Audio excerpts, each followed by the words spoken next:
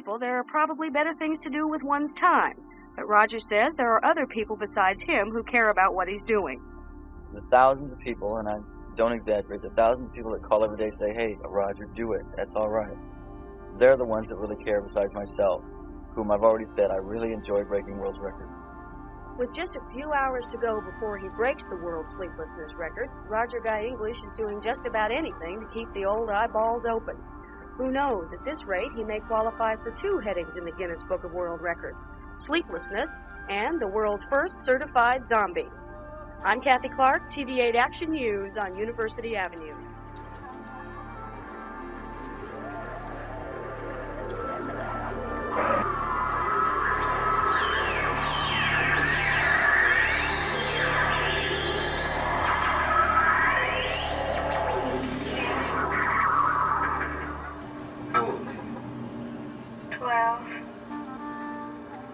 Is there someone inside you?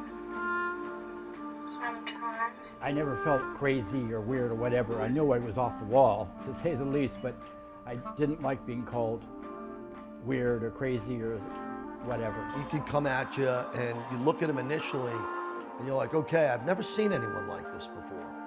And then I've never seen anyone like this before with this type of energy. There are some people that say they don't get him, you know, they don't understand him. And he just is his own person. You know, he does a lot to get a laugh, right? But he is not afraid to do anything, and I mean anything. United States government, block you. Once he had one record, he knew he needed another. And once he had 2, he knew he needed 3. As an artist, once that idea got in his brain, it couldn't get out unless he achieved that, and that could torture a lot of people. 99% of people would have never been able to make happen what he made happen, you know, living in your truck and all that, and he just, and almost like it didn't occur to him. A lot of people came along and said, this guy's fucking nuts. I'm not going to try to do that. I can't do that. Why would I want to do that? Right? Why would I want to do that? Well, and go down that way? What is the answer? Because he wanted to be a star. He wasn't that he was great at anything. He just wanted it so bad. The trick is, get out there and do it. That's it. It's just so simple. Just get out and do it. I think what it was, you know, he created a world for himself, you know, and he lived in that world, and it was a good world, you know. I mean, he didn't turn sour, you know, which, you know, he could have. He could have been a real bitter son of a bitch, but he wasn't. He kind of zippity-doo-dah'd, you know. He kind of, you know, okay, I'm gonna take the high road.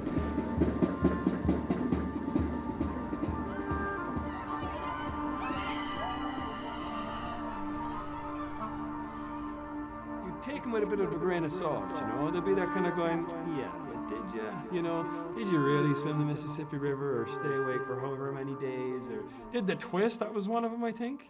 For X amount of days, mad like that. And then you know, me and Roger, obviously, we developed a bit of a friendship or whatever, and I got to see this binder that he has of all snippets of different newspaper articles that, you know, is a record of man from La Jolla does blah, and you're like, oh, this is legit. What dance did California's Roger English withstand to set a record in 1973?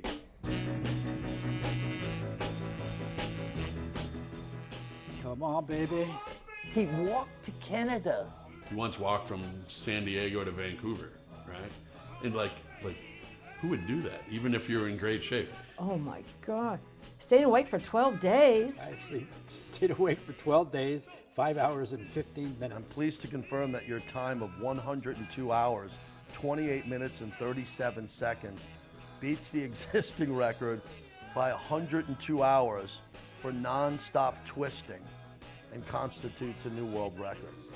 When I heard that, yeah, they were making a documentary, I instantly thought, of course they are. It is about time. He's like a character out of a movie, you know, and you hear his stories. He's one of the most interesting, quirky individuals I've ever met. Well, we didn't believe him at first. We thought he was... Oh, did you not believe him? No, I thought he was just BSing us on stuff like that until we looked in the Guinness Book of World Records, and there he was.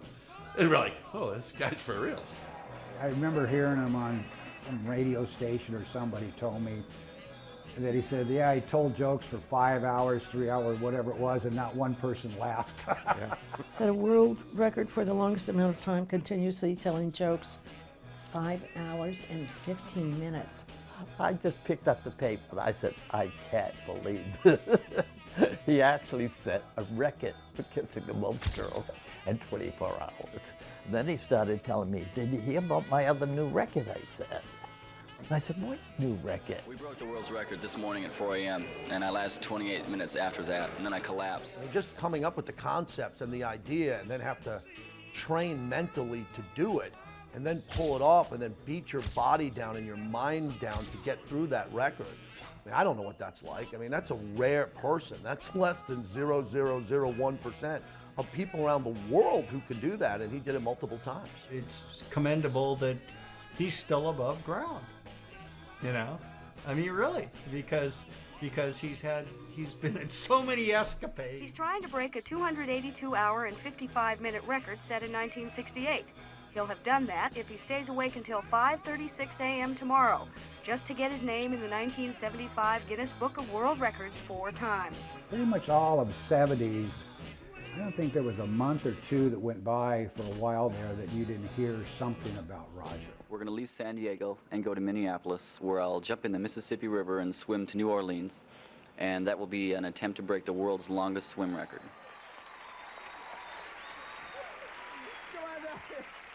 The Breed Brothers. Tell me your real names. Roger Guy English. Are you still feeling the same way that we were feeling last time we left off, and you're feeling cozy and comfortable and looking forward to all this? No, I have total cold feet. I don't see this at all. I don't understand why you guys think this is a great idea, but that makes it's typical of me. I've had students say I want to be a pilot, a baseball player, a football player, but a student saying, I want to be famous. How are you going to be famous? What are you going to do to become famous? He never answered exactly why or how or when he was going to be famous, but he was sincere. I'm going to become famous. I had just come home.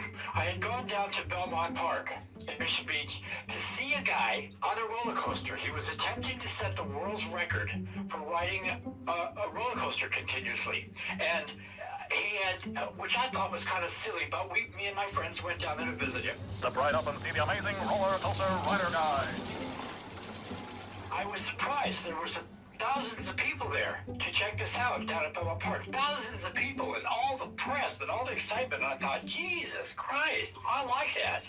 On the way home, I was thinking, now what can I do to generate that kind of excitement? And I got home and I turned on TV and I saw the Beatles stepping off the plane at LaGuardia Airport in 1964. There's about 5,000 people at the airport. And I said, that's what I want to happen to me. I want to step off a plane to a big crowd like the Beatles, but I got to create some kind of publicity stunt. What can I do? And I don't know how it popped into my head, but it just hit me like a ton of bricks. I'm going to walk to Canada. And that night I'm on the phone with a bunch of friends, and everybody, yeah, I want to go with you. I want to walk to Canada with you. And as it turns out, only one person actually went with me. Her name was Valerie Mayers. So how much planning went into this for you, Roger? A lot of meetings, I imagine, a lot of prep and strategy sessions. Well, and Roger said, hey, you want to walk to Canada with me? And I went, okay. And she and I decided we're going to walk from La Jolla, California to Canada. And we're going to do it all for ecology. I was walking down one of the walkways and there was a big poster on there and I went, oh my God, I don't believe it. And it was Roger English is going to walk from San Diego to Vancouver for ecology.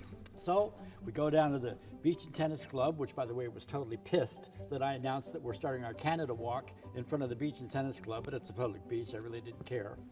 And we started walking to Canada. I made him call me collect every day from where he was, so I'd know he was okay. Here's this tall, thin, skinny guy, size of a toothpick, that you would think, God, this guy probably couldn't walk 5 miles without passing out. I wonder what kind of shoes he wore. We didn't plan to like stay in hotels along the way because we knew we didn't have the money for that. No, we figured we'd camp. We camp on the beach. We thought, yeah, sure, camp on the beach. Except for there's some spots where you can't camp on the beach. It's all cliffs. The beach is gone. Right. You know, and different things. So, yeah, no preparation really for that. Yes, we had the sleeping bag, and I remember sometimes it was freezing. I think the whole journey we spent only 4 nights outside. We were brought into people's homes. They fed us. They took care of us. I mean, it was just, we were not alone the entire trip. There were people greeting us on the road all the way, all 2,000 miles. And it took us 2.5 months. Oh my God, look at this. He is too much. March against pollution. So we walked to Canada from La Jolla. No. Yeah. So we get to the Canadian border, and they go, how long do you plan on staying in Canada? I said, well, just a couple days. How much money do you have? Well, we don't have that much. They wouldn't let us into Canada. We explained to them why we picked Vancouver and all about what we were doing, how it was one of the cleanest cities, and it was the model city, and that's why we wanted to make that destination and so forth. And the Border Patrol in Canada didn't care. And I went, okay. Didn't say a word. We went back down to Bellingham, Washington, the farthest city north in the United States. And by the time we did get close to Vancouver and get there, we actually had the Royal Canadian Police escort us into the town. Yeah, and there were like 1,000 people because people had planned for this, and that was like really cool. We spent one night there. We made our way back down to San Francisco, and we got in an airplane. I don't know why I'm telling you this in detail, Tyler, but this is what kicked off my whole trip. Okay. My whole publicity trip. So we get on an airplane, and I have no idea what's going to happen when we land in San Diego, but before I even stuck my head out, somebody started screaming outside, and there was probably about 4,000 people there to greet us. I'm walking down the stairs of the airplane, and I said, God damn it, I like this. This is bitchin'. This is bitchin'. Never gave world's records a thought, but I wasn't home a couple of days, and a guy I knew that owned a nightclub called me, Roger, you're the king of publicity. I loved it. You were great. Look, I own this bar, and it's going under. I need you to think of a publicity stunt for my nightclub. And I said, his name was Paul. And I said, Paul, let me call you back, and I'll think about it. Right there on my desk is a Guinness Book of World Records. And I thought, I got it. I called him back. I said, Paul, I've got the perfect idea. He goes, what? I said, I'm going to attempt to set the world's record for doing the twist in your nightclub. He goes, I love it.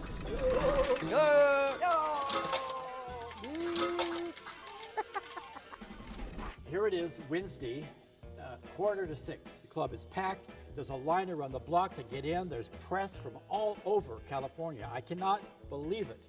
Now I have terrible stage fright. Thinking, oh my God, what have I done? Oh my God, there's no way I can do the twist for 4.5 days. Give me a break. Roger, you've got a telephone call. I take the telephone call, and it's the San Diego Police Department. They tell me it's against the law, the state of California, to do anything for more than 8 hours in a 24-hour calendar day. That's considered a marathon, and that's illegal. And I cannot attempt this world's record, and if I do, I'll be arrested. That's an extreme motivator for Roger Guy English. Don't tell him that he can't do something. You're going to lose your bet. Wait a minute. If I want to set a world's record, I'm going to set a world's record, and I don't care who says what. I called the press, and I said I'm going to do it anyway in a secret location. And I don't care I don't care what laws I'm breaking. I'm going to attempt this world's record. So I get all my friends together, and away we go in a secret location, which was my house in La Jolla. The rumor was that I was either off the coast on a boat or down in Mexico. And on the news, they kept saying, and if Roger is arrested, he faces 6 months in jail and a $5,000 fine if he's caught. So I started getting paranoid. So we put me in a van, twisting all the while. Come on, baby. Me and Sean, my brother, were looking all around. We didn't know where Roger was. It became a big news story, at least statewide anyway, because I was being defiant.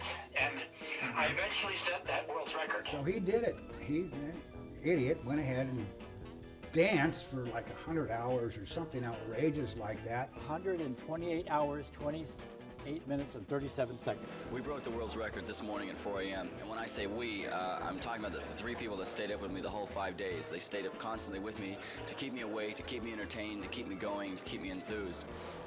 Because it was really, really a rough ordeal, and I'm kind of surprised I actually made it all the way through it. As far as future plans are, I'm looking into running in the marathon in the Olympics. other than that, I won't be twisting for a couple of weeks. It was crazy. It just overnight. I couldn't believe it, what it generated. And that's what started it all. That's how it all started. I mean, there must have been 20 or 30 people down there looking at the idiot up there, you know, spending 30 days on a billboard. I mean, who does that? Another thing he did when he was living with me is he swam down the Mississippi River. I said, come on, really? And the one, like doing the jitterbug across like the U.S.? Well, I'm finding it hard to believe that he swam the Mississippi. I didn't know he gets wet. Or what about the twist? Did he do the twist? It was a twist, okay. How does he think up all these outrageous creative things? You say, oh no, he didn't do those world records. They had him in the Trivial Pursuit game. They had a question about him. I went, oh my God, Roger did this. Man from La Jolla does black. You know, people think it's for the attention. No, I just think it's because it's Roger. Roger has never mentioned a sound of any of this. I said, you tried to set world records? He goes, yeah, bunch of them. Who tells Boogie Daddy? I set the world's record for playing Pong. I played it for 7 consecutive days, literally nonstop, no breaks. I just kept going for 7 days. During the whole contest, you know, the radio was, you know, blasting, you know, come down and see Roger English. He's in his 9th hour of playing Pong. I got so good at playing Pong. I played it for 7 consecutive days, and I must have played, I don't know how many thousands of people. On a Pong table built for 4 people, I could play against 2 guys using my toes and skunk them both. That's how good I got. The next thing I got an offer to do the world's record for remaining awake. Okay. For a Love Shop waterbed here in San Diego on University Avenue. And I agreed to attempt to set that world's record, which I wasn't sure I could do, but I was going to at least try it. I was only down there for 15 or 20 minutes, but every day the radio was talking about, man, this is day number 7 and this is day number 8. Let's put it this way. Roger Guy English doesn't recommend this for just anyone. And after more than 270 hours of staying awake, he looks terrible and feels worse. I feel kind of dingy, a little distant. But other than that, I feel okay. Do you catch up on a lot of television? The only thing in the daytime that's on TV worthwhile is Bob Dale, legitly. Everything else is soap operas and game shows, and that puts me out. I was fine for the first about 8 days. I was okay. The event was a hit, which is one of the reasons that kept me going. But anyway, I'm looking out the window, and there's a woman standing on the sidewalk across the street from me. And she's in a long white dress, and she's got a wooden crutch. And all of a sudden, she floats up in the air, and I'm going, does anybody see this? I mean, look. No, all in my head. It just, and then from that point on, for the next 4 days, the hallucinations never stopped. A lot of people came along and said, this guy's fucking nuts. I'm not going to try to do that. I can't do that. Why would I want to do that? Whatever goes on that man's mind, I'll never know. They banned that you can no longer attempt that record because it's too dangerous. 12 days, 288 hours.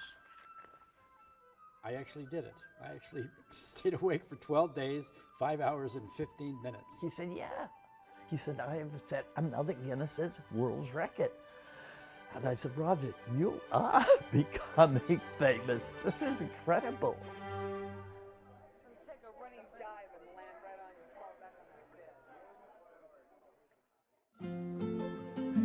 Yeah. And you're going to be talking to me? Yeah. Okay, because you can prep. What do I want to say? Yeah, I'll prompt you. Prompt me along, yeah. Yeah. It'll be easy. Yeah. Oh yeah, no biggie at all. Totally cool. Me and you are so on the same page. Except you have an advantage over me. What's that? You actually see the value in this. I don't. I'm just going along with you and Jimmy. Well, Jimmy knows you pretty good, so maybe you should listen. I know. And actually, the more I talk to people, the more they... I was just talking to Bonnie this morning, and she was saying, you know, this is just the culmination of your whole life. Everybody you've met, everything you've done, et cetera, et cetera. So it all figures that it would come to this point. And I said, hey, tell Tyler that when you talk to him, because that's right on the money. Oh, this is my This is my gift to Barbara. I was going to buy her a bouquet of flowers, but I thought she might think that was silly, so I bought her a plant that she can plant in her garden to remember me by. She's been so good to me. She's way too cool. I've died and gone to heaven. My last chemotherapy in the beginning of this documentary. What a trip. What a trip. When they told me I had to have this done, I realized what they were going to do. Chemotherapy, they're putting in something inside me to kill any possible cancer cells. And okay, I can handle that. This is going to be fine. She walked in. I said, "Hello, doctor." She said, "Call me Barbara." I went, "Okay, okay, Barbara." And I was very scared at the outset of all this, but she's just totally cool. I mean, she just is a total pro, and just put me totally at ease. You said you had a checkup in June 18th, I think you said? June 18th, yeah, they're going to run a camera in me to make sure nothing has come back. And I know that'll be positive, I can tell. I'll be fine.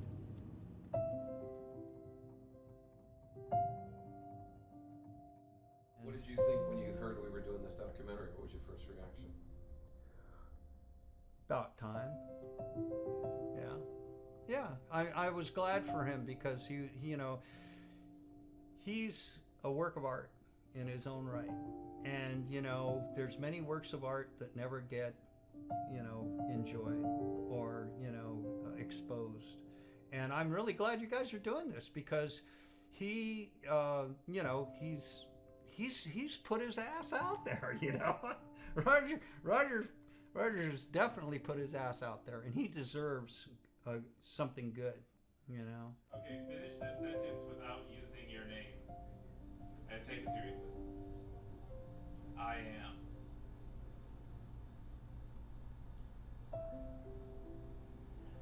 Gonna give it my all. In the dictionary with Blue Moon, here are the Bleed Brothers.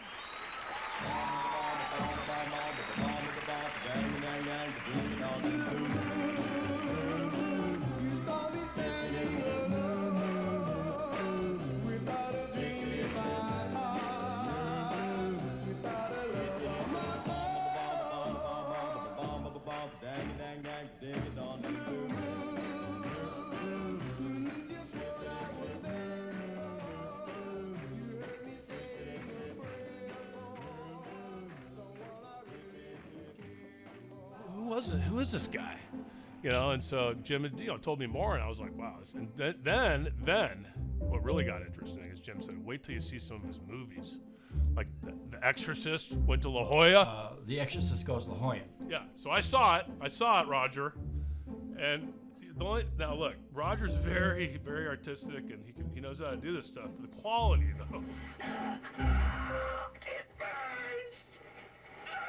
Making these movies so that when I'm older, which now I am, I would look, and I'm a washed up has-been, which I am, I could look back at my film career. I have these movies that I made when I was a big star. Roger wanted to get inside the television, wanted to get into the movie, wanted to be that celebrity and star, and he accomplished it. But he went about it in a very bizarre way. What was your thought process going into the first one, Frankenstein? Like, what compelled you to do that? I want to be in a movie. But I can't act my way out of a paper bag. I stink when it comes to acting, but I want to be in a movie. So I got Frankenstein and I edited in.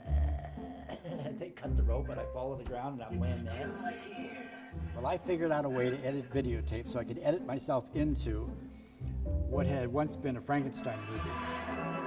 I was making that movie and the rest of the movies that I made while I was running a video store. And people would come in and I would be in my full Frankenstein outfit costume. And they would say, "What are you doing?" "Oh, I'm making a movie, no big deal." "Okay." It's like pretending that he's in the horse-drawing carriage and he's, you know, like just going for it. And then when he's doing the operating, like, is this like an operation aspect of it? He's basically got a burrito that he's pulling apart. That was supposed to be the innards of the individual. Oh, yes, I've seen some of them, a couple of them, yeah. It's been a long time, but They're Roger. Yeah. Have you seen any of these things? The Exorcist goes to La Jolla, and I've seen many times. I've seen it in the back of the movie store. Yeah, it was very raw and very unique and very incredibly jarring and alarming film. Then I thought, wait a minute, I gotta do something that's killer funny here. So that's when whatever did happen to Baby Jane. I figured, oh, I'll play Betty Davis's part, I'll do it in drag, fuck it. So I took Betty Davis out of the movie and I put myself in, completely in Betty Davis's outfits and clothes and wigs and so forth. And I thought it was funny at the time. It was funny at the time and it's funny now. Let's have a look. Oh yeah, I've written a letter to Daddy.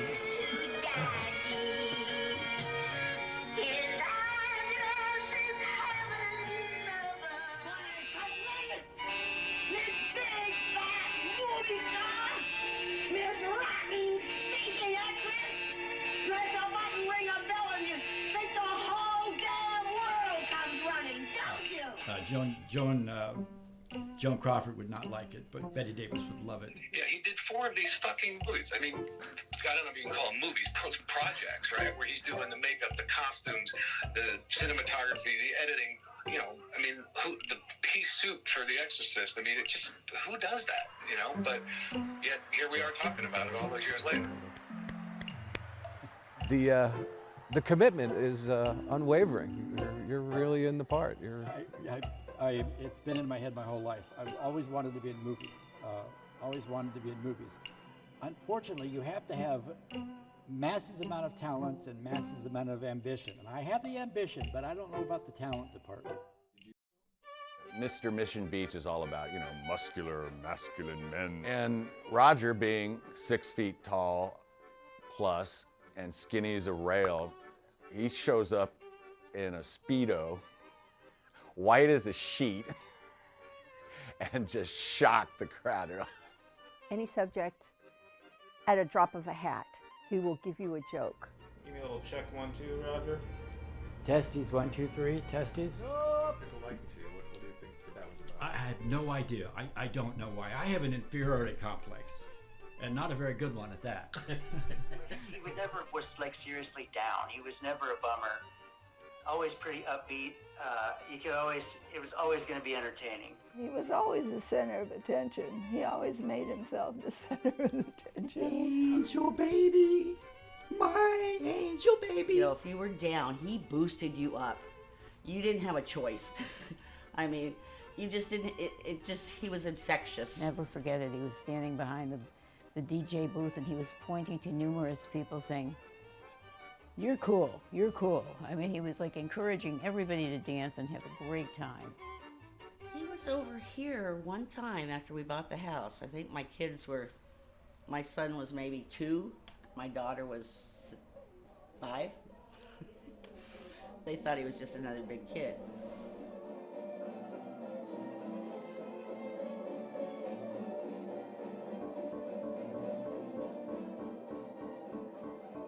Really loves humor, and he knows that humor is an important factor of life. Roger got cancer here a while back, and we talked about it. I got cancer here about 5 years ago, and him and I both agree that humor plays an important role in healing. And once a week, we do the procedure. I mean, I'm just telling her a couple of dumb jokes while she's doing it, and away we go. And now here we are on the last day. Positive attitude is extremely important. You just can't lose in all things, especially medically. All right, here we are at the hospital. Yeah, looking sharp with the tie. Yeah, Barbara's going to want to know why we're a tie, and I'm going to tell her we're filming. I'm sure she thinks I'm crazy. I've been telling her as we've been going along that they're going to be doing a documentary about me, and she's very nice about it, very polite, but I mean she must think this guy's full of bull. The word I would use to describe him, and you wouldn't think it by looking at him because he's 6 foot something and 150 pounds soaking wet, it's power. But it's not physical power. It's power up here and power here. Okay, I'll wait out here, Roger. I'll see you soon. Yeah, I'll see you soon. perspective that, frankly, nobody else has. Mhm. You know what I mean? Like, so you were there from day one. Yeah, actually, when I met him, he was less than an hour old. Can you take us back to your memories of that? Well, my mother was pregnant, of course, with twins, and we were in Laguna, South Laguna, and she decided she was going into labor, and she called the doctor, and there was no hospital in Laguna at that time. You had to go to Santa Ana, and so the doctor was going to take a shower and come and get her, and they were going to take her over to Santa Ana, but she decided to have the kids first, so she had them by the time the doctor got there. So I woke up in the morning, and there they were, an hour old. Tiny little things. Yeah, they were. They couldn't weigh them but they figured the two of them together weighed 6 pounds, so they were like 3 pounds each. Ordinarily they'd be in an incubator, but February was too cold to take them out of the house, so we had to keep them there with hot water bottles and feed them with eyedroppers because they were too small. And they were a big deal because they were the only twins and babies born in Laguna, because all the rest of them went to Santa Ana for the hospital. So they got a key to the city, and they got a year's supply of lettuce, which I don't know if that had anything to do with it, but somebody donated a year's supply of lettuce. And he was a celebrity from the time he was born. I can go back. My earliest memory is I'm about 1.5 years old, and I'm looking at a Life magazine, and this is when my life started. I'm about 1.5, probably 1.5. I don't want to say 1 because this sounds so ridiculous, but I'm a little baby, and I'm looking at a Life magazine, and there is Marilyn Monroe and Marlon Brando, both at the very beginning of their careers. I can't read, but I know exactly who Marilyn Monroe is and who Marlon Brando is, and I know who they are, what they do, and what it's all about. I want to be in the movies. I want to be a movie star. That's my earliest memory. Anything that takes me out of the world, any movie that takes me away from the real world, I like. I met James Arness. He was the star of the TV show Gunsmoke. He picked me up and he was carrying me, which made the crowd yell and scream and go, yay! They loved it because the attention they wanted to get from him, I was getting, because I was 7 years old at the time. And I leaned in his ear and I said, this is so neat, O'Keen, because I can tell my friends that the Thing picked me up. And he went, huh? How do you know I was a Thing? And I said, I'd know you anywhere. These are the movies that were significant in my life as I was growing up. Start here, 1954, Tobar the Great. I think Roger had a special relationship with the manager of the Cove Theater because he would give him the posters after the movies were gone. And Roger has an incredible poster collection. Collection, okay, that's cool. So when you're a kid, you're thinking collection. Did he have snakes, lizards, baseball cards or whatever? And then I stepped into the room and this whole garage was filled up with all these movie posters. I didn't learn till years later that, God, I think by 1970 he had accumulated something like 10,000 of these. Love movies, I love movie stars, I love actors and actresses, I just got totally into it. I loved the Fame game, I loved Hollywood, the whole process. Fred Astaire would come out, 1 and 2 and 3 and 4 and 5 and 6 years old. You could ask me anything about any movie and I could tell you. He has an encyclopedic memory.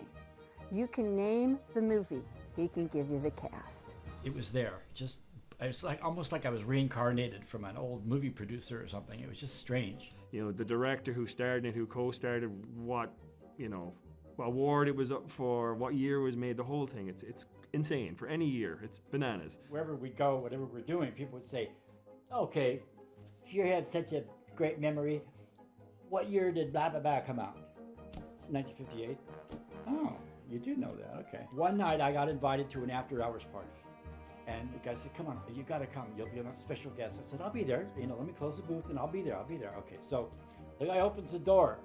There's about 50 couples all watching this massive black and white television set.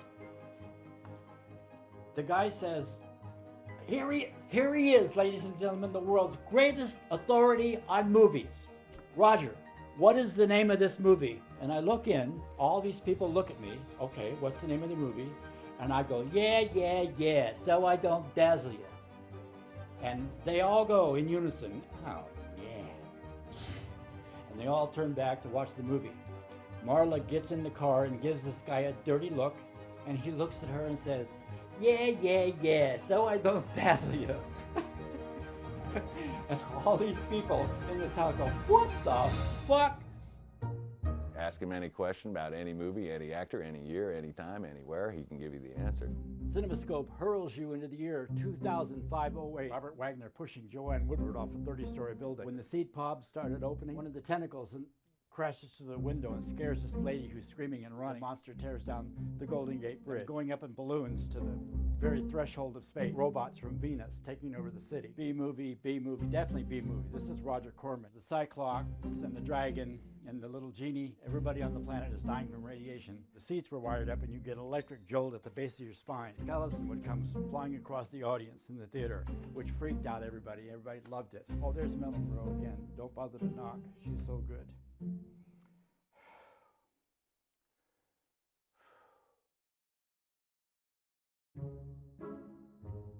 I wanted to make a science fiction horror comedy. So what do I need? Roger, what do you need to make a science fiction comedy? A vaginosaur. A vaginosaur from outer space. He told me about it, and I was like, Roger, no. They never even released it in the United States. He actually got a rubber vagina from the porn store, and he was making it into a monster. And he had a little set where it was like a city, and this he called it the vaginosaur, was terrorizing this town. It was the vomit-eating vagina from outer space. What did you think when he kind of pitched that idea to you, or to let you in on what he was up to? What did you think? Well, I know there's B-rated movies, and everything is not a blockbuster. So I was into it. Like, yeah, I wanted to see him finish it. I went and I bought a fake vagina, and I put arms and legs on it and eyes, and it was hysterical looking. I spent the next 6 months making Vaginosaurus Rex, Vagilante from outer space. Vagilante from outer space. Vaginosaurus Rex is coming! And the lead characters in the movie steal an atomic bomb from the La Jolla nuclear bomb storage facility, and it's in the trunk of my Cadillac, and I was using a beautiful 1961 white Cadillac convertible, and I had it in every miniature size. And at one point in the movie, with the atomic bomb in the trunk, the Vaginosaur, which has wreaked havoc on the coastal city, eats the Cadillac and swallows it whole, and then fucking boom! That's the end of the movie. It blows up, and it starts a nuclear chain reaction, and the last shot is the whole planet Earth with nuclear bombs going off, and that was the movie Vaginosaurus Rex. He wanted to keep people on their toes, off guard, make it interesting. I think one of the things that he doesn't like is static. My jokes come up here and tell me personally, and I'll rip off your head and shit your neck. He has this mischievous little boy kind of quality about him, you know what I mean? Yes, I do. In an adult. So Yes, it I was do. interesting. I mean, I don't want to carve anything out of a wall or in the glass door. I just went and broke a window. Boom. Under his grass skirt, he had a dildo, a motorized dildo. I'm in my DJ booth with a mattress up against the wall, and I'm laying against it. And anytime people would come up to talk to me, I would have a big pitcher of split pea soup right here, and I would have a big gulp of it until they would walk up to me, and I'd go, I'm sitting at the table with a date or something, having a drink. He comes up, and this motorized thing comes out of the skirt and flops down on the table in front of me. He would buy cars and then turn them into Woodies by putting wallpaper on them. I'm up above the parked cars, sitting on this bicycle with a propeller on the back, and it looks like I'm flying. I mean, he told me a story one time about having a car, they just sawed the top off of it. They wanted a convertible. Yeah, Him and his friends just sawed the top off of a car, drove it around like that. That's the Bleedmobile. Is that the Bleedmobile? That's the Bleedmobile. Yeah. First, it's going to be crazy. Second, it's going to be interesting. And third, you never know what's going to happen. Not with Roger Guy English. He told everybody, okay, we're going to see a movie.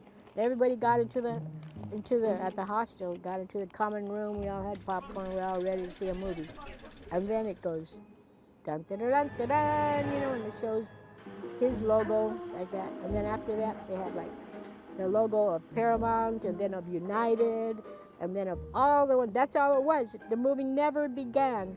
It was just all, and we were all sitting there, and we're all watching, waiting for the damn movie, and it just kept going on, and then Roger started cracking up, and we just all started laughing. We thought Roger, but we knew, that was the movie. There was no movie. They will be performing the final and most important event in the competition, the freestyle, for which they will have selected their own music, of course, and in which they must gather another 19 points in order to retain their current world championship against what turned out to be an aggressive challenge from the Canadians, right, Manuel Rodriguez? That's right. We see a sweep, a false pass, a curl, and a...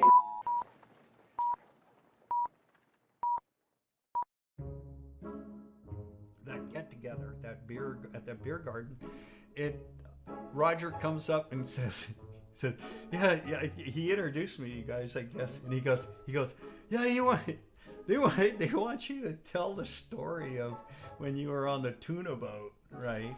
Here I am in Magdalena Bay in a tuna boat. We got blown into Mag Bay because there's a Chubasco, which is this, a Mexican version of a hurricane. And one of the skippers goes, gets on the horn with our skipper and goes, hey, you guys, what are you doing, And then we just, sit on the old hook, as you say, and go, anyway, the skipper goes, hey, look, we gotta, if you guys want to come over, we have a couple of movies. So we're all sitting there, and all of a sudden, it's like this, it goes, I forgot the production, but basically it shows some cartoon of a guy, and he's sitting back, and there's this, cartoon of a gal giving the guy head, and we're going, what the fuck?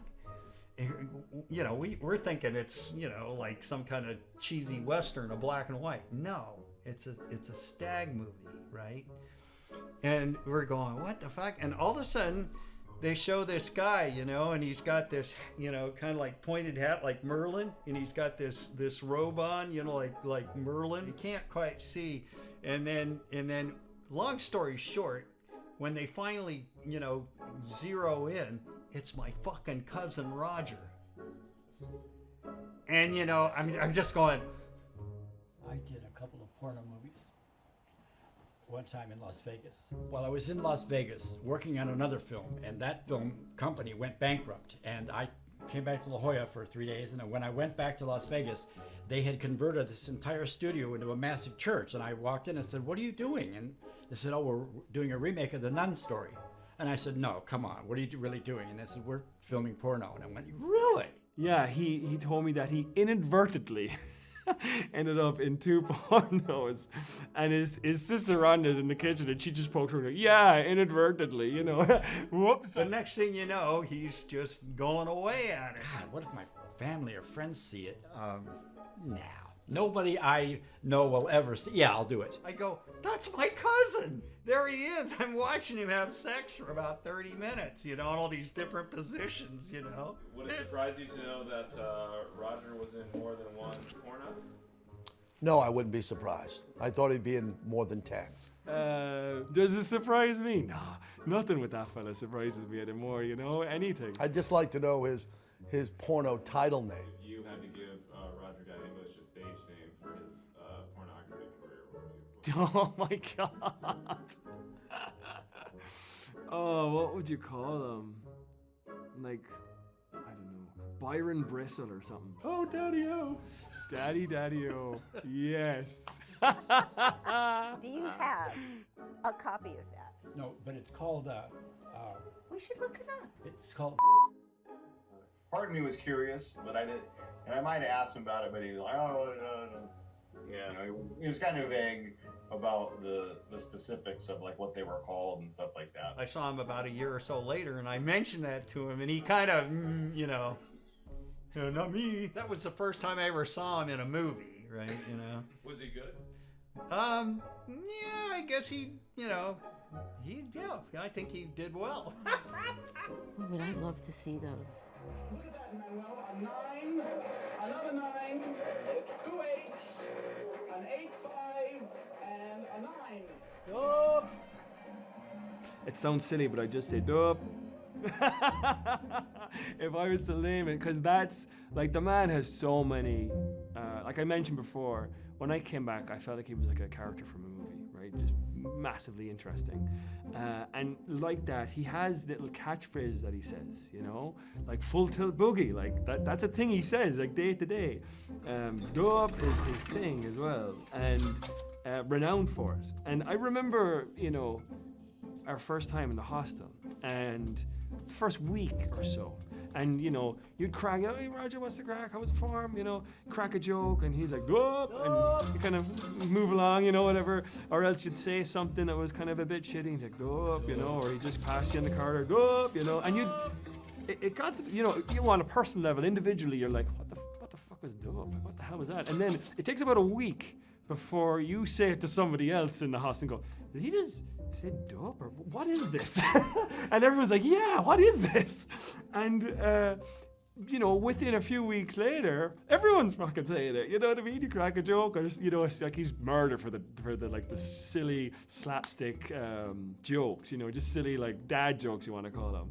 And that's the automatic response. You're like, dope, you know. And yeah. And I remember asking him, you know, where did it come from? You know, where did dope come from? And he's just like, it's just this sound or thing that just sort of fits almost every situation. Because you can say it as like a funny joke, response to a funny joke, or if something shit happens, you're dope, you know, it's just like, oh damn it, hang in there, you know. And it's the strangest thing, but yeah, I mean, that's him, you know, and it's so incredibly unique, and yeah, it's beautiful. I love it. I absolutely love it. Dude, all the time. After, yep, exactly like that. He always says that. And you know, it sticks with me. Sometimes I'm in my room and I do something and I'm like, dude, it just comes out. You know, it just comes out. And the nurses are, oh, what's wrong? What's wrong? And I don't know. I got just something I do.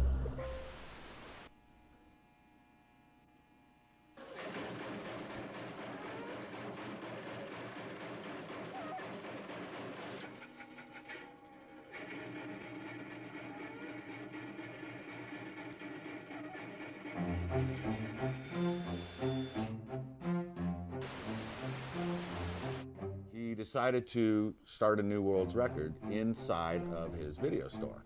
And he wanted to get the world's largest pile of coins. And he started out, he took, you know, I don't know, a roll of pennies and dumped it on the ground, built it like a circle around it, like a campfire. And everybody who was coming into the store were emptying their pockets, just throwing the money on the floor. Pretty soon you had a 4-foot diameter, 2-foot high pile of coins. Where the attempt for the world's largest pile of coins was attempted. In an apartment? Oh, it was an apartment. I thought it was in the video store. No. Okay. Well, it's a video So store. he just had... No, it was a video store, but it wasn't supposed to be a video store. He turned his apartment into a video Seems like a familiar theme. Yeah. The lady that had the clothing store and these guys that had the liquor store would not let me hang a sign out. I wanted to run a wire between those two buildings and put a sign right there for my video store, but they wouldn't let me do it. So instead, I hung about 1,000 Christmas lights, so you couldn't miss it. Driving down Garnett, so you'd look back here and go, what in the hell is that? Even the police loved it. They thought it was a crack-up. Was that a piece of commercial real estate that you acquired? What? One of the most fucked up things I've ever seen in my life. And he wanted to open up his own Roger wanted to open up his own movie rental store. And he did it, and it was basically the honor system. And you just came back and you handed it in and he gave you another one. I don't even remember transactions.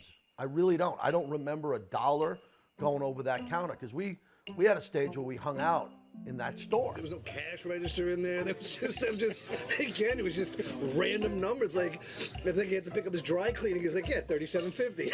I got to go get my dry cleaning. It's whatever it was, you know? No, there was no credit card swiper. You know, I don't even know if there was electricity, to be honest with you. I don't know if I ever saw the lights on. I mean, the door to the apartment would be open, and you just walked in this apartment, and he probably built the shelf, you know, the counter. There was some type of a counter. Video store just in itself was a visual montage. You know, you could spend an hour just looking around at the creations, not even the videos. It was organized chaos. It was disorganized. I couldn't believe it. This was when Blockbuster and other places was so organized and there was so much money. And it was just Roger sitting behind the counter talking movies with people. And people would you'd be in the middle of a conversation with Roger and someone come in with 4 cassette boxes and drop them on. Hey, Daddy-O, thanks for these. This was great. I love that one. He'd be like, great, take this one. Tell me what you think of this. And come back and he'd keep it all in his mind.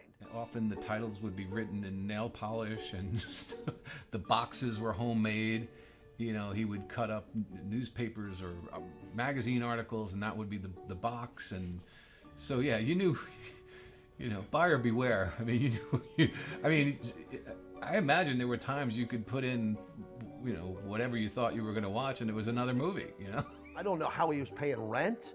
I don't know how he was paying his bills at that time, but he was managing, and the whole key was he was having movie conversations. Of course, who knows more about movies than Roger Guy English? Nobody. I don't think anybody. So, yeah, his collection was insane, and I've watched him interact with his clients too, because when they walk into this place, they look around, like you said about the decorations, and you know, I mean, he could take a piece of Patrick Swayze cutout and turn it into Mary Poppins. I mean, just weird ass shit, right? And the people are looking around going, and he'd say, okay, what are you looking for? What are you in the mood for?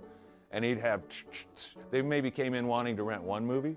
Well, they'd walk out with 5. You know, it wasn't about the newest movie that came out that just went on cassette and you could use it. No one cared about that. It was about Roger going back in time and trying to turn you on to a genre or a particular film, and then want to talk to you about it after you turned it back in, if you turned it back in. Remember, that's what was crazy about this, because there were far less movies than what he started with. Whatever he started with, there was far less movies whenever that closed down, I can promise you. When you watch these movies, I can't help but think of a guy that done, you know, it's Friday night, it's date night with this girl or whatever, and they go home and they're watching this movie in the dark, and maybe they had a couple of glasses of wine or whatever else, and all of a sudden it, you know, cuts to Linda Blair's head spinning around, and it's the guy that rented you the movie's head there. I mean, you talk about a horror film. So one of the movies that he recommended was Donnie Brasco. So went home, watched the movie. Movie was only it was 2 hours and 8 minutes, and he only had tapes that were 2 hours long. So I never got to see the ending. So you go back in, and I'm like, hey Roger, what the hell else going on here? And he's like, Donnie Brasco dies. Don't worry about it. I got some other movies for you. I'm like, wait, what?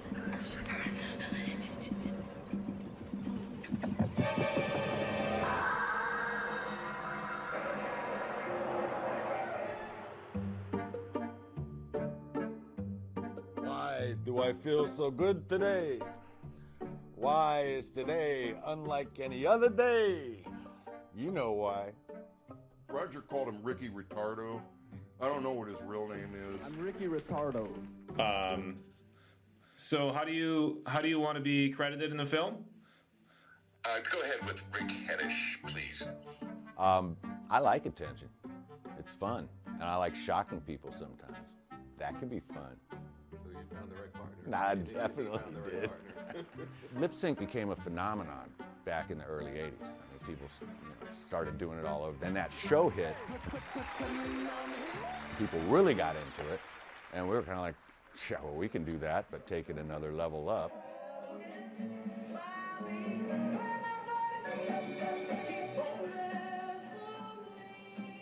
so into it. We did a song called Goody Goody by Frankie Lyman. So you met someone who set you back on your heels. Goody Goody. We would do it in the club, and you know, and that show came on. We just, you know, we're auditioning for that show, so we drove up to Hollywood and did our audition. They ended up being on the show. With Blue Moon, here are the Bleed Brothers. And there was chaos on the set too, and I don't think the judges liked us. The chaos happened though in our regards because the producer really liked us, and when he heard the score, he kind of put the show on hold. Oh, so he like paused the recording? He stopped the recording, yeah, we stopped production, and he wanted to see what the hell was going on, why the Bleed Brothers got such low scores in his opinion, so. For originality, 22. For appearance, 24. They were done giving our scores. The host comes up to Roger and goes, "Great score for lip syncing." Roger goes, "Yeah, right." And not only that, Roger decided not to take their free toothpaste and spaghetti. Yeah, so there.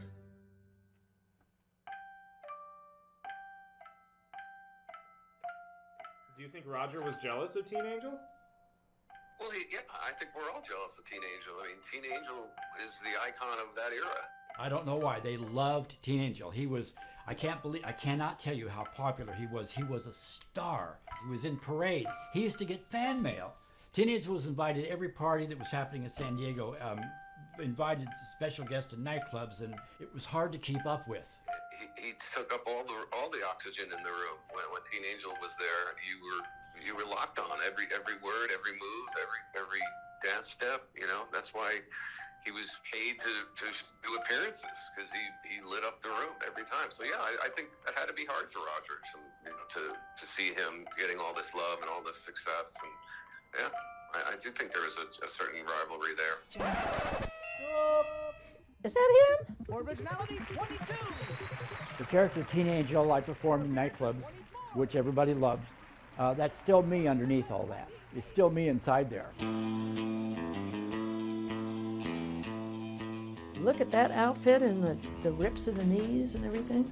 Make a pretty good couple. Yeah, I think so. Give me a little leather to go over this, and there you go. We'll be good. Teen Angel was very popular with the ladies, I guess. They absolutely loved him. They More popular than Roger.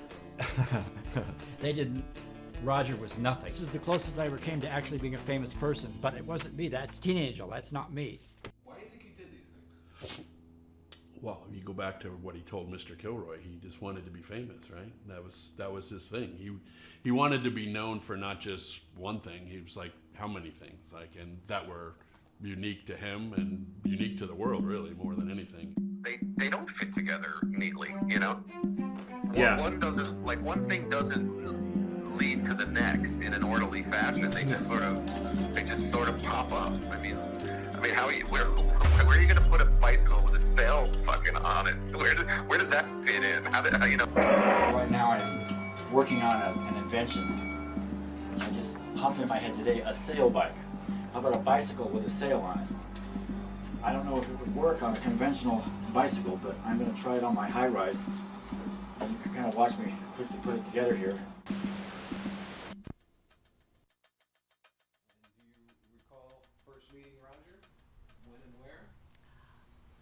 Probably the Bahia Hotel. He worked in they had a disco there then. And when he left there, I think he went to Billy Bones after that. I'm pretty sure. So we became good friends. So I went with him his first night. Oh my God. So did you have any idea what you were walking into that first night? No, I didn't, because I don't go to nightclubs. I'm not into it. He had his 3-piece polyester suit on with a little record case. I mean, the little square ones that little girls would carry. We go walking into Billy Bones, and the minute we walked in, I went, oh my God, we're gonna get killed. So the few stragglers that were in there were like ex-bikers and pimps and prostitute crowd. I mean, just whatever. But they come up, so you're the new DJ, huh? Well, I'm working on it. You know? What do you want me to play? I don't give a. We were so out of place, and they were not being very nice. You know, He's trying to get people dancing. People weren't there to dance. They were there to play pool or to drink. All right, okay. We'll see what you do. Scared Lisa. All these guys in there scared Lisa because she was scared for me, actually. So I go, Roger, they're gonna kill us. They're gonna kill us. I can't see her. We're gonna get killed. I was convinced they were gonna mug us on the way out, or they were gonna do something because they were like throwing stuff at him. It was horrible. Well, he won him over, and after that place was packed every night. Every night. What was Billy Bones like on a Friday night at midnight? Raging.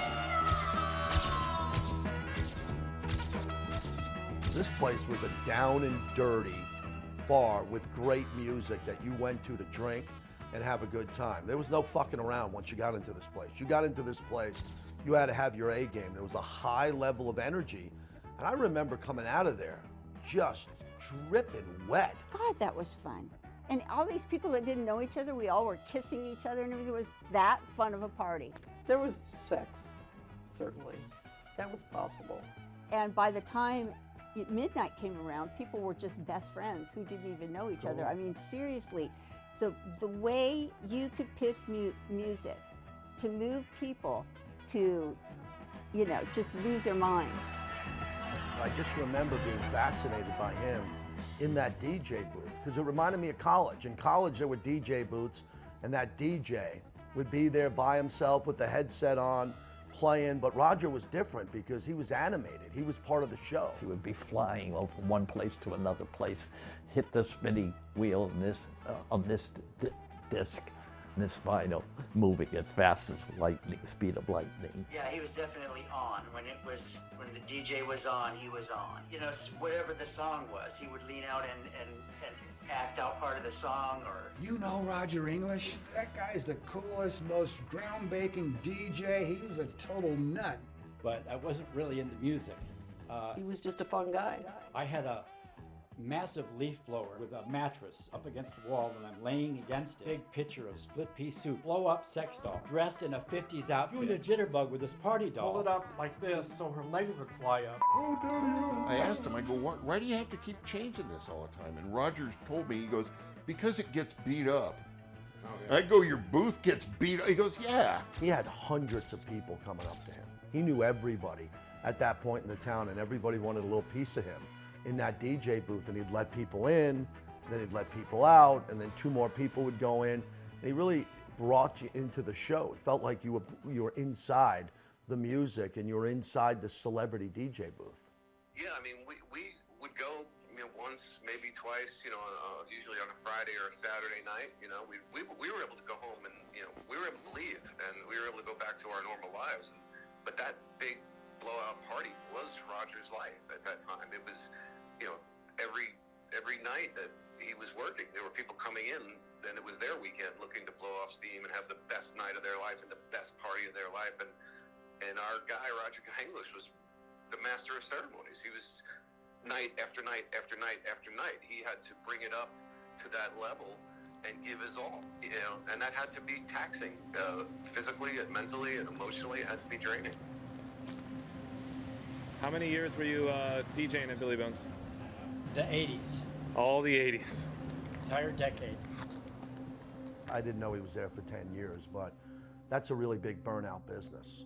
He had to get his energy level up every night, like a showman, play an unbelievable set, take limited breaks. So I can't imagine. He had to be burnt out at that time. When I started nightclub DJing, I never drank. One glass of beer would get me drunk. One of the freebies I got was all the liquor I could drink. Every time he would do a shot, he would take the glass and just smash it right there in the corner. Somebody bring him another. Thanks. Smash. 2, 3, 4 times a night through the course of the evening. Were there any times that you were worried Yes. about Roger? Yeah. Can you tell us about this? I just thought he was not getting enough rest, not eating right. The old big sister plot or whatever you call it. I don't know, should I talk about this? Can I talk about anything I want? Absolutely. Yeah, Okay. Roger's told everybody to say whatever they Okay, here's what happened. I guess, and of course now, same thing. There's a lot of people doing methamphetamine. Yeah, he was dabbling with that. I knew about that.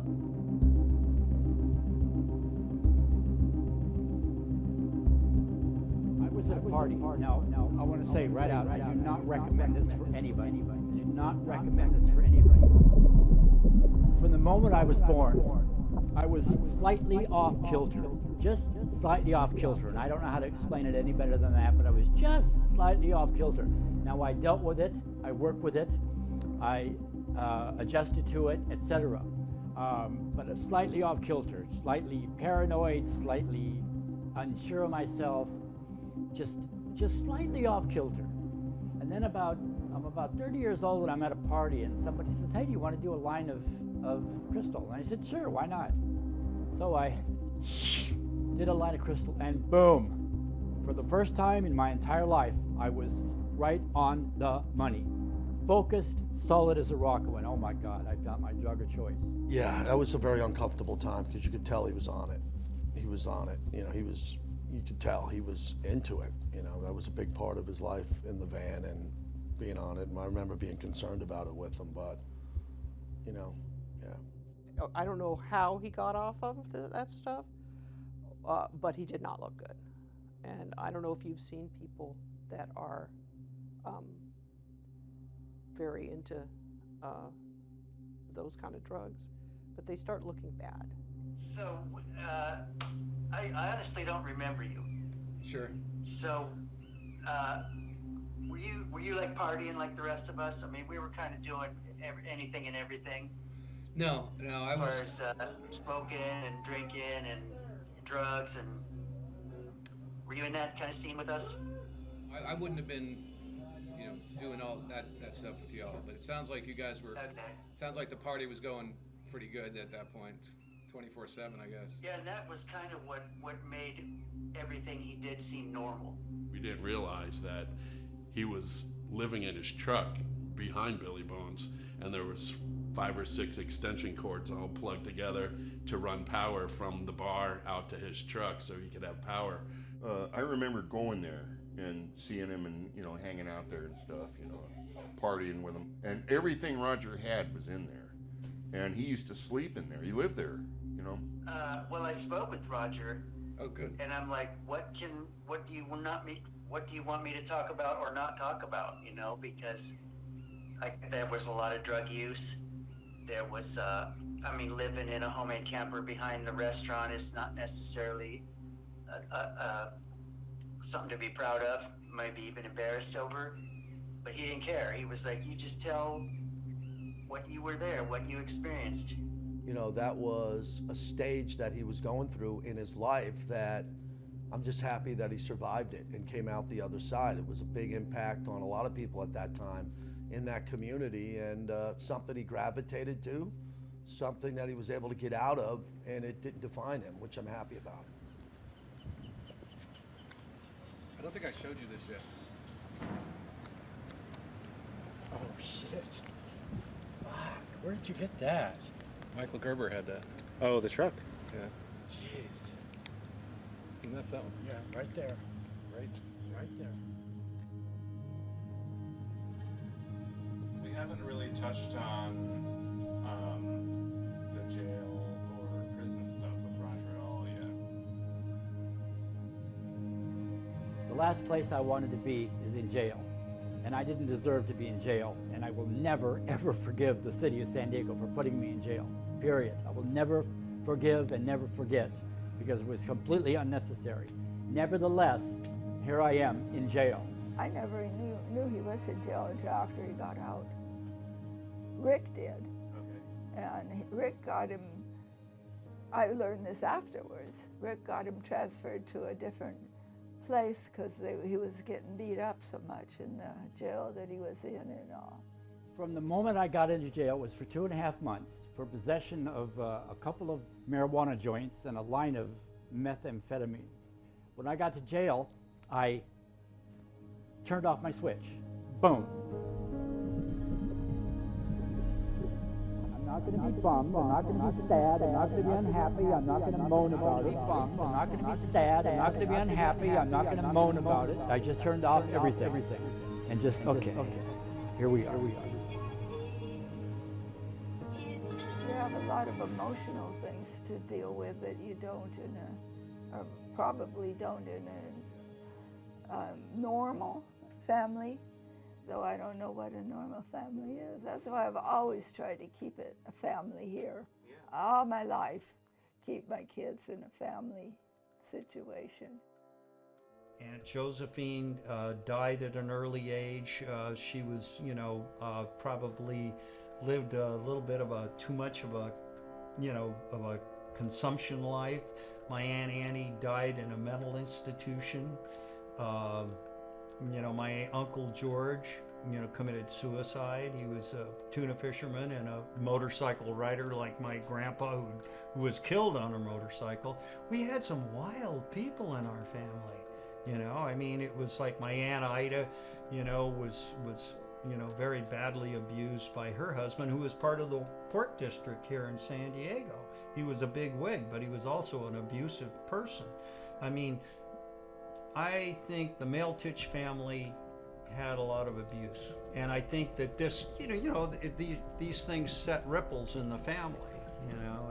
And Aunt Rosie, she's a wonderful woman, but she was kind of hard on Roger a bit, you know. Now, you'd have to talk to him about that, but I have heard, you know, kind of real rumblings, and I can understand it because, you know, it was. There wasn't a lot of security, you know, so, you know, he had to make his own world. He had to create his own world in a way, and he did. That's how come he's such a powerful individual, because he had to endure, you know, some tough stuff.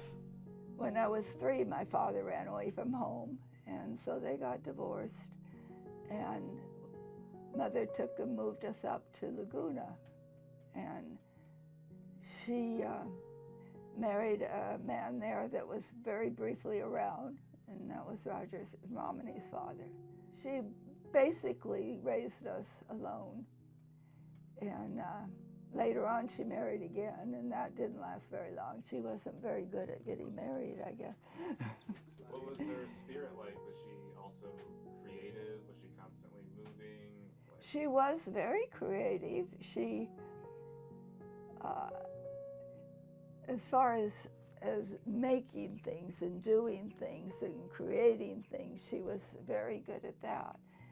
She was not good at everyday life, though. So at the age of 4, I would say, Romney and I, my twin sister, were taken and put in a foster home. I don't know what I don't think they hassled Romney. I think they left her alone pretty much, but he started appearing at my window late at night and scaring the crap out of me. I was absolutely terrified. I think we were there 6 months, and I was absolutely terrified of him and her, Barbara and Gil. I was scared of both of them. But I was so scared that if I had to go to the bathroom, I would not get out of bed. I was too scared, and I would wet the bed. And they would get violently pissed and make me sleep in the bathtub. To this day, I can smell porcelain, and it brings it all back. It's so weird. I became a nervous wreck. My eyes started twitching, and I couldn't stop it. And then I started, and I almost hate to do this because I remember when I broke the habit, but I started going like this nervous flick, and my eyes twitching. I was totally fucked up in the head from the 6 months there with these people. It's very embarrassing to admit this, but I was terrified of everything. I was scared of people, I was scared of life, I was scared of everything. Everything I was scared of, but I never wanted to admit it to anybody, how terrified I was. I was just always scared, 24 hours a day, just scared of everything. I didn't trust people. I didn't know what was going to happen. My mother got remarried after that, about a year and a half after we came back. She remarried, and that stepfather was nuts in the head. He was very, very violent. I don't know what Rick did, my brother Rick, but he was trying to kill him with the butt of a rifle, and I'm standing there screaming, "Stop it, stop it, stop it." And he goes, "No, he's been a bad boy." I mean, this guy was a nutcase. They took him away in a straitjacket, which is the last time I ever saw him. And he adopted me, which is where I got the last name English. He basically pistol whipped Rick and, almost killed him. And Roger basically saved Rick's life. Roger stepped in and stop. The guy was wacky. He was up on charges and everything, and he just hauled ass to Mexico. Nobody ever heard from him again. How old was Roger at that time, do you know? You'd have to ask Roger, but I'd probably say around 7 or 8, maybe. I was so depressed. I was always thinking about killing myself. I just couldn't stand it. I was just absolutely mortified. Just no way. This just cannot be. This just sucks. But then I got into 6th grade with Mr. Kilroy, and I'm telling you, I was a human being. For the first time in my life, I was actually a human being and actually listened to. And he had the greatest effect on me in the world. Yeah, those suicidal thoughts, which never completely went away until I got much older, but for the most part, they did go away. And I have him to thank for that. The way he was treated as a young kid, he wasn't treated fairly by other adults. He wasn't treated fairly by other students. He was looked down upon and just not treated right, not treated humanly. That is when I started developing a sense of humor. If people won't hurt you if you can make them laugh. People will be nice to you if you make them laugh. If you make them laugh, they like you. So I started in, seriously. That was my goal. It's just make people laugh, make people like me, so they won't hurt me. One of the things that Rogers touched on, he was picked on at school, and that affected him very greatly. Did you see that kind of happening around? Oh yeah, and it happened to him at home with our mother too. He didn't, and I think that's probably why he did a lot of things he did for good attention. I really don't think he was given a fair shake when he was younger. Yeah, but that will affect someone for the rest of their life, won't it? Yeah, and I think it did. So he said, I'm going to prove to you that I'm going to be famous.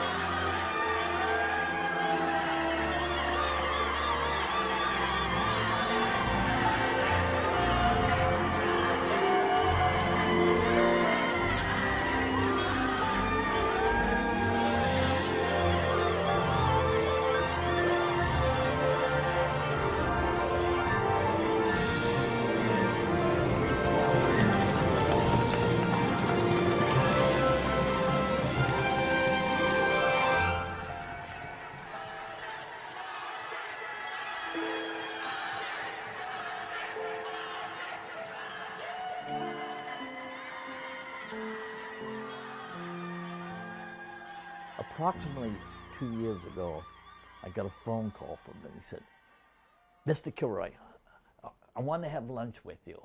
He said, meet me in La Jolla and have lunch. I said, no. He said, I got something special.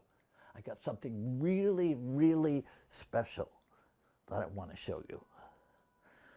And I said, knowing Roger, I said, I wonder what crazy thing Roger has done now. Is he going to show me a new record, a new set, something he's done? So we had lunch. He wouldn't tell me what it is. He said, okay, it's over at the school. The school, by the way, was Bird Rock Elementary School that we went to.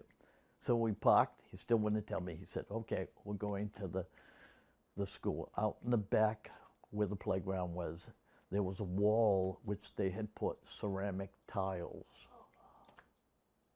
And he said, I just had this tile put in. It's there. On the tile, it said, Roger Rami, that was his sister, English, Mr. Kilroy, 1962. And he had decorated it and designed it and put it up on the wall. And we just stood there looking at the tile, took some pictures of each other on the tile there.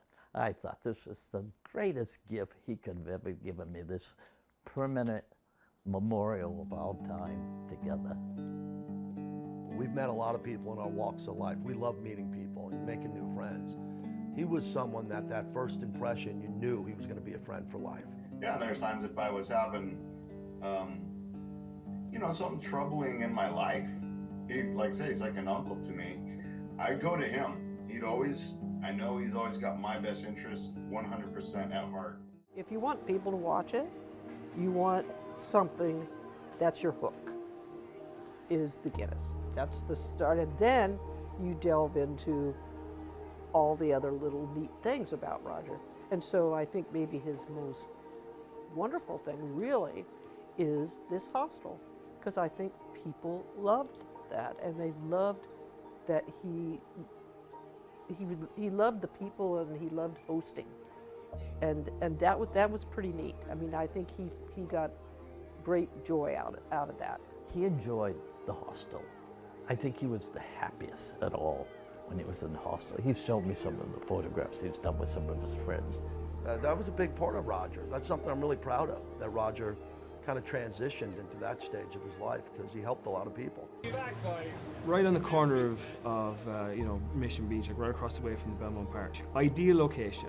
You go in there and Roger has put his stint on it, right? All the rooms had different themes. There was the Marlin room, Yellow Submarine room was one of the rooms, and they just had these crazy paintings all over the place, and he had this jukebox that he had made himself. There's, literally 20 people crammed into a tiny room playing music and having the laugh. And I was like, this is brilliant. This is the beginning of the summer for me, and it's just going to be amazing. It was very much, when you put a foot out right in the first foot, it was just like perfect landing, like here we go, off we go for like the next 3 months or whatever it was, yeah.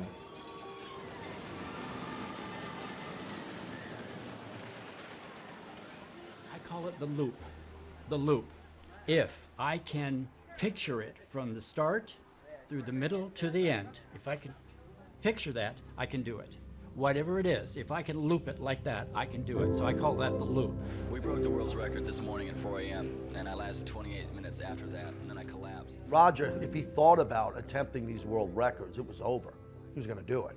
I mean, he just had that drive. He was the type of guy that if he came up with an idea, he was going to do it. In order to set the world's record for water treading, you must remain in a vertical position at all times. You kick your feet and you keep your hands out to your side like this. That's the criteria as I remember.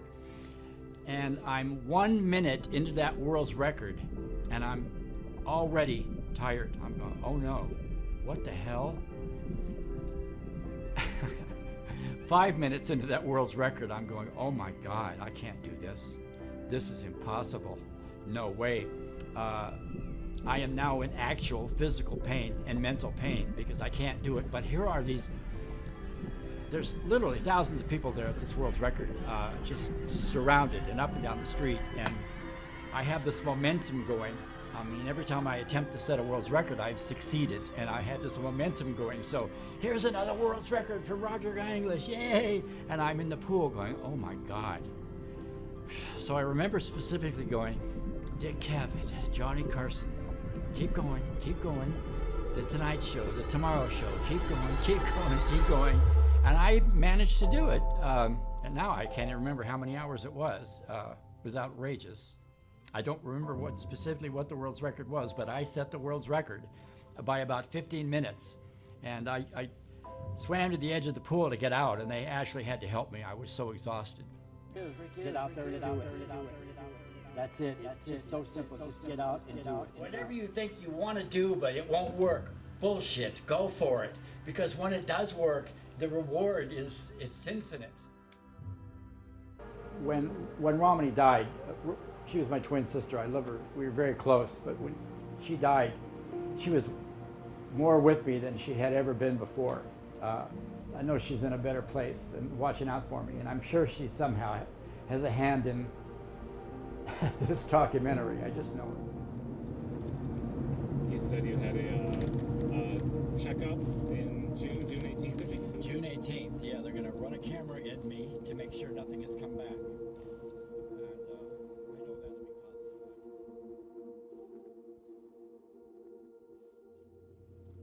positive. The scarecrow is not a living entity, he's a scarecrow. So the first 10 minutes of the play, I'm just a scarecrow standing there and I didn't move a muscle. And in the play, the witches come along and bring me to life. So when I finally came to life and actually started moving, the audiences actually jumped out of their seats. They tripped out. They didn't realize I was a human in that scarecrow outfit. That's pretty strong. The effect is exactly the effect I wanted, and it worked. I loved it. Oh, guys, I'm a little bit nervous. It's okay. I'm a little bit nervous. We're right here with you. Yes. And Are gonna be fine. Are we filming? I can turn it off if you want. No, I just said, are we filming? We are, yeah, it's on. Okay, I'm gonna go take my test and be evaluated and see if anything has returned. And hopefully I'll come back with some good news. Yeah. So I'll be back shortly, boys. Let me give you a hug real quick, Roger. Okay. Too much beautiful things happening right now. I know, that's what's got me so nervous. No.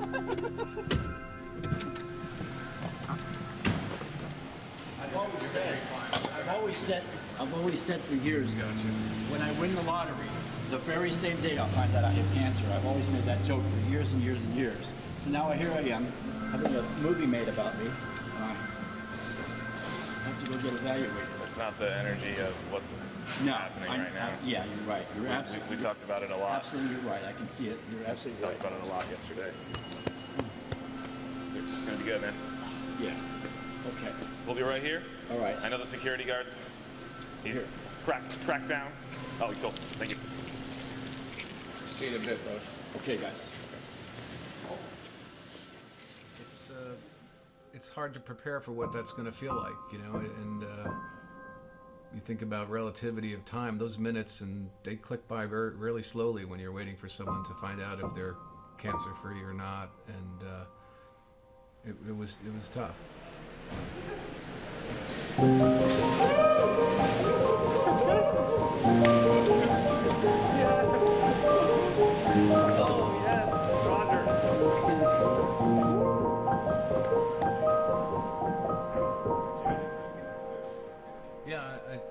I've watched enough documentaries to know that when you start the journey, things happen during the 2 years, 3 years, whatever, 4 years that you're filming. Fundamental life changes happen. And I was really concerned that that was going to be an issue, and that was going to be something that was unexpected, that we were going to have to deal with. Yeah, thank God we didn't. They're making a documentary about me, and I'm getting my first part in a movie, and they're naming a bear after me, and I don't have cancer. I'm so stoked! I can't believe it. Imagine not sleeping for 12 straight days or doing the twist for 102 hours without stopping. You pick your poison there. Okay, yeah, you may be wondering why. Ladies and gentlemen, Roger got English. The San Diegan who set world records for staying awake for 12 days and doing the twist for 4.5. Roger Guy English. Oh, congrats on the new article. I know, Uncle Roger's face is on a can of beer. You are becoming famous. This is incredible. And he's not done yet, by the way. He's got another 12 or 13 records in him. You know, Roger's believe in age, right? Roger believes, in his head he's 29, and he'll always say that, right? In his head he's 29. He just believes that getting old is it's just a concept in your head. I don't think I've ever met anyone with that much of a why not attitude as Roger, of just saying, well, let's do something and just see what happens. And it's so cool because you never know what's going to be at the end of the road. And I mean, only people like Roger are really going to find out. He didn't try to come off as superior, to anyone, and he used to make everyone feel special. His greatest talent to me is listening. He listened. He's a celebrity. but he didn't make it about him. We all have that fault. We all do something in life and we wonder if anybody saw it. He didn't care about that. Either you knew who he was or you didn't know who he was. You heard about the records or you didn't know about the records, but he wasn't going to tell you about it. Like, he wanted you to like him for who he was. This is who I am. I'm not going to fake anything, but this is me. There's only one. There's only one Roger. He is one of a kind. One of a kind, really. Unique. Unique. Unique. One of a kind. They broke the mold, any cliches you want to use, but it's a full tilt boogie daddy. He was trying to make people smile, and he, I believe, did that with these projects. And people need to know that we don't all walk the same path. I mean, I hope people see that we are allowed to be the person we want to be. To me, anyway, and I'm sure to all these other people, I mean, that's the reason why he's so impactful. He's got a heart of gold. I mean, on top of everything else, he's a hilarious individual and very entertaining and all the rest of it. He's got a really good heart. And whenever he'd say things like, "Hey, how you doing?"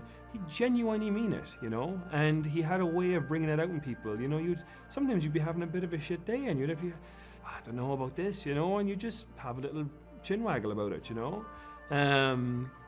So I suppose that's really the importance to me, because to be able to give my little, you know, tidbit of the story, you know, jump on that opportunity, absolutely. You can see the reflection of it. You know, you can see the reflection of who he is, you know, through the people that he's around, you know. It's like at that party, all these people and, you know, Roger, you know, and I'm cracking up, you know, because, you know, each one of us has something unique that you know, we have with him. We became more than just friends. He became almost like family to us. He's like, say, he's like an uncle to me. He's like a son to me. He really is. So if you had to describe him in one word, what would that word be?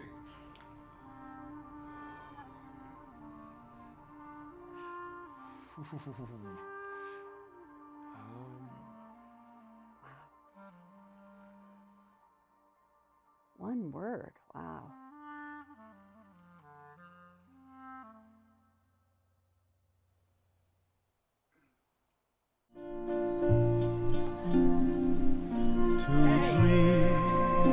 The impossible dream, to fight the unbeatable foe, to bear with unbearable sorrow, to run where the brave dare not go, to right the unrightable wrong, to love pure and chaste from afar, to try when your arms are too weary, to reach the unreachable star. This is my quest, to follow that star, no matter how hopeless, no matter how far, to fight for the right without question or pause, to be willing to march into hell for a heavenly cause. And I know if I'll only be true to this glorious quest, that my heart will lie peaceful and calm when I'm laid to my rest. And the world will be better for this, that one man, scorned and covered with scars, still strove with his last ounce of courage to fight the unbeatable foe, to reach the unreachable star.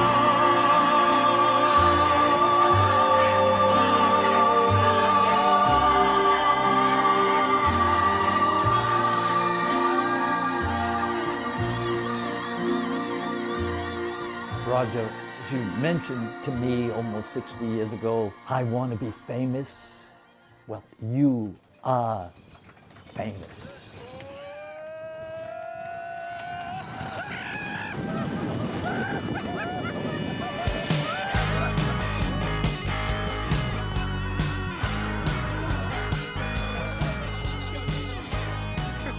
Look at that. Get that? Got it.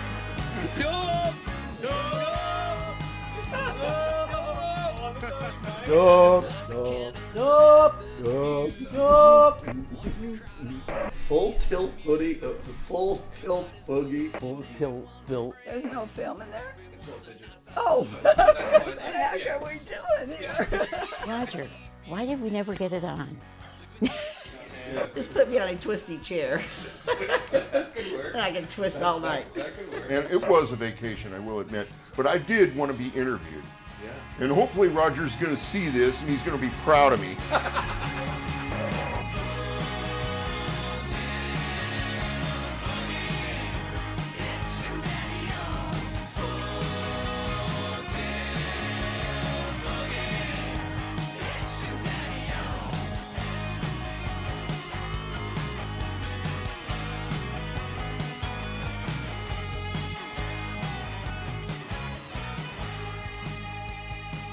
You know how the MGM has the circle and then has the lion in the middle? Well, he would put his face in there and he would go, rah.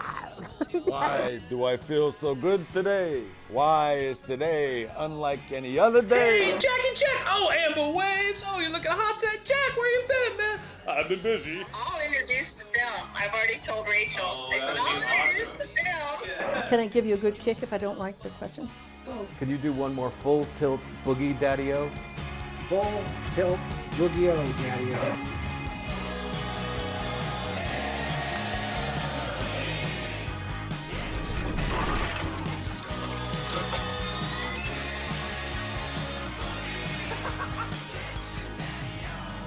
Oh, we're live, baby. Yeah, they can say hello to the other people. Asked him, I'm like, what do you do when it rains? He says, we get wet. And people give us looks like, well, what is this combo? You know, it's such an odd couple combo. With tons of people shouting and cheering. I'm never going, what's all that? That was so delirious, you know? All I can do is stay the same guy from womb to tomb. I think I did it all right. You have to walk with Yeah. me. All we're doing is taking it out of the oven. Good. All right. So we're to go take a stroll down memory lane. There were no, hello, how are you? It's a nice girl like you doing a place like this. Feel great. We'll see how it turns out. You think we should go A route or B route? Oh, I think you should go A route. I'll have to go buy a dress, but. Oh, there he is. Awesome. Great.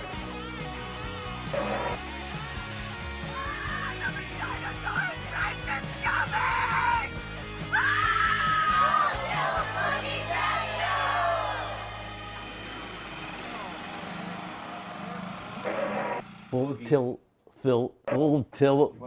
Full tilt, daddy-o. Full tilt, daddy-o. Full tilt, boogie, daddy-o. I love your dude. Terrific, Mrs. Victoria. This has been so much fun. That was great. Thank you so much. I hope you enjoyed it. Was it kind of fun? Oh, of course, yeah. I'm just so pleased about Roger getting this. And I'd love to maybe double back for the plaque.